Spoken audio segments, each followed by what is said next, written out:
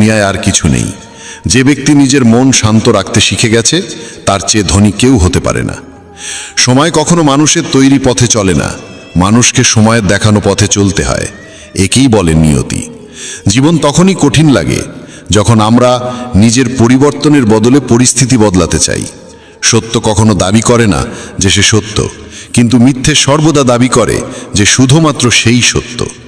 ভগবান শ্রীকৃষ্ণ বলেন, যেমন আলো অন্ধকারে দীপ্তি দেয়, তেমনি সত্য নিজ আলোয় জ্বলে। তাই মানুষের সর্বদা সত্যের পথেই চলা উচিত। ভগবান বলেন, হে অর্জুন, কি হারিয়ে গেছে যে তুই কাঁদছিস? কি এনেছিলিস যা তুই হারিয়ে ফেলেছিস? তুই কি সৃষ্টি করেছিলিস যা নষ্ট হয়ে গেছে? তুই যা পেয়েছিস এখান থেকেই পেয়েছিস, যা দিয়েছিস এখানেই দিয়েছিস।